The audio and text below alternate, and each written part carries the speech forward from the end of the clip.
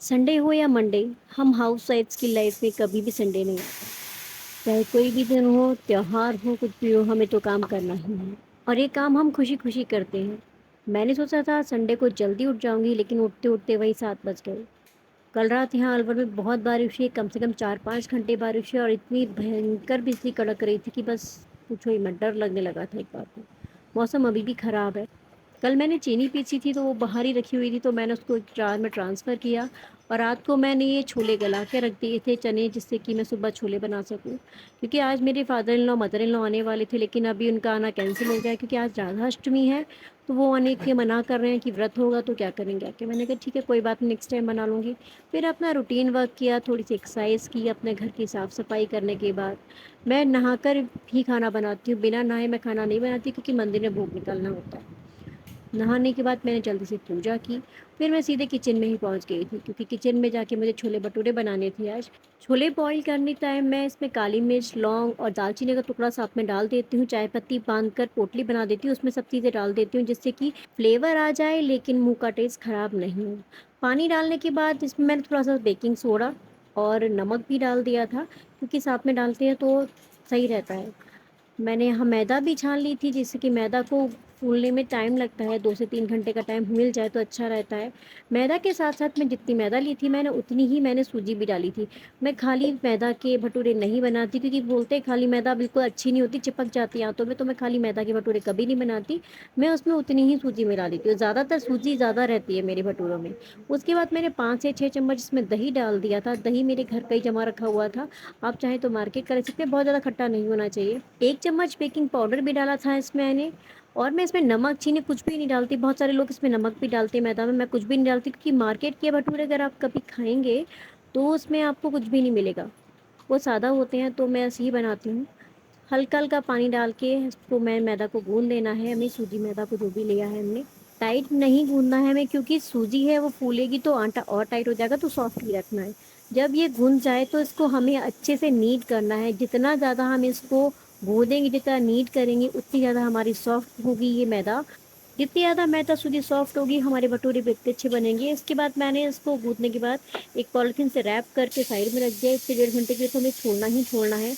तब तक मैंने काउंटर टॉप बिल्कुल साफ़ कर दिया था, क्योंकि अगर काउंटर टॉप को हम ऐसे गंदा छोड़ दें बार-बार, फिर लास्ट में हमारे पास बहुत सारा काम हो जाता है। बीच में जो भी बर्तन निकले थे, मैंने वो बर्तन भी साथ में साफ़ कर दिए थे। अगर हम साथ-साथ इस तरह से काम करते रहेंगे कि टाइम है हमारे पास, तो बर्तन थोड़े से भी साफ़ कर दें, तो वो जो किचन लास्ट में भर जाती है ना, वो भरेगी नहीं बिल्कुल भी। और अब देखिए, अब तक मेरे छोले बिल्कुल गल चुके थे। देखिए, छोलों को मैं अच्छे से मैश कर लेती हूँ, क्योंकि बिल्कुल जो साबुत वाले छोले होते हैं वो मुझे पसंद नहीं आते, ना हस्बैंड को पसंद आते। यहाँ मैंने टमाटर काटे। आजकल देखने में टमाटर ऊपर से तो बहुत अच्छे आते हैं, लेकिन अंदर से कैसे आएँगे पता नहीं, क्योंकि देखने में तो बहुत अच्छा लग रहा था, बिल्कुल रेड था। जैसे ही काटा तो उसमें अजीब सी स्मेल आ रही थी, तो मैंने उसको निकाल के अलग कर दिया। मोटे-मोटे टमाटर मैंने काट लिए थे, बारीक नहीं करने, क्योंकि मुझे इसको पीसना था। उसके बाद मैंने इसको हैंड ब्लेंडर से ही जग में डाल के पीस लिया था। मेरे पास छोटी वाली मिक्सी नहीं है, बड़ी मिक्सी निकालो, उसमें पीसो तो बहुत टाइम लगता है, बर्तन भी खराब होते हैं, तो मैं हैंड ब्लेंडर का ही यूज़ कर लेती हूँ। इसमें इज़ीली हो जाता है। देखिए, टमाटर मेरे पिस चुके थे। फिर मैंने कढ़ाई को रख दिया, उसमें 3 बड़े चम्मच के लगभग ऑयल डाल दिया। ऑयल को गरम होने देंगे, तब तक मसाला बना लेते हैं। एक कटोरी में हल्दी, लाल मिर्च और धनिया का पाउडर लेके उसमें पानी मिक्स कर लीजिए, जिससे कि हमारा अच्छा सा घोल तैयार हो जाए मसालों का। अब कढ़ाई गरम हो गई थी, उसमें मैंने जीरा, तेज पत्ता और एक बड़ी इलायची और एक छोटी इलायची डाल दिया, और जो मसाले मैंने मिक्स करके रखे थे वो डाल दिए। अब हम इसको पकने देंगे कम से कम 4 से 5 मिनट तक। तो उसके बाद जो टमाटर रखे हुए थे पिसे हुए, हम उसको डाल देंगे।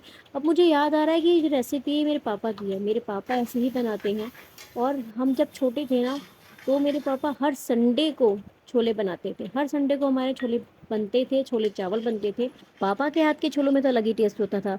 वो इतनी मिर्च डाल देते थे ना कि हमें बहुत मिर्च लगती थी, लेकिन फिर भी हम खाते थे, बहुत मज़े से खाते थे। और ऐसा होता है कि जब जेंट्स बनाते हैं ना, तो वो मिर्च और तेल ज़्यादा ही डालते हैं। अगर आपके घर में भी ऐसा होता हो तो कमेंट में ज़रूर बताइएगा। फिर मैंने उसमें डाला था छोले मसाला 2 चम्मच। उसको पकाने के बाद मैंने उसमें जब पानी डाल दिया, पानी बॉयल हो गया अच्छे से, तो फिर मैंने उसमें जो हमारे बॉयल किए हुए छोले रखे हुए थे, वो भी मैंने इसमें ऐड कर दिए थे। ऊपर से डाल दी थी कसूरी मेथी क्रश करके। देखिए, सामने वालों के से हमारे आया था चूरमा, बाटी और दाल, क्योंकि उनकी आज पूजा हुई थी तो उन्होंने बनाया था। राजस्थान में ये मेन है। ये बनता ही है। मुझे बिल्कुल भी पसंद नहीं है चूरमा, बाटी मैं खा लेती हूँ। इसके बाद मैंने ऊपर से छोले में डाल दिया धनिया और नींबू। अब तक मेरी मैदा तैयार हो चुकी, 2 घंटे हो चुके थे इसे, तो बिल्कुल सॉफ्ट हो चुकी थी। थोड़ा सा मैंने इसको और नीट किया, जितना नीट करेंगे उतने ही सॉफ्ट हमारे भटूरे बनेंगे। जब हमारी मैदा ऐसे खींचने लगे तो समझिए हमारी मैदा सही है। फिर मैंने इतना बड़ा सा पेड़ा लिया, उसको मैं चकले बेलन से ही बेलती हूँ, चकला नहीं लिया था मैंने, स्लैब पे ही बेल रही थी मैं। उसको पतला ही बेलती हूँ, मोटा बेलेंगे तो हमारा भटूरा बहुत फूलेगा नहीं, सॉफ्ट नहीं बनेगा, थोड़ा हार्ड हो जाएगा। तो मैं पतला बेलती हूँ और देखिए जैसे ही मैंने इसको डाला, दबाना है ऊपर से थोड़ा सा, हम कलछी की तरह इसको दबाएंगे, जो पौनिया कलछी कुछ भी बोलते हैं उससे हम दबाएंगे इसको। जैसे इसको दबाएंगे कितना फूल कर आ गई है।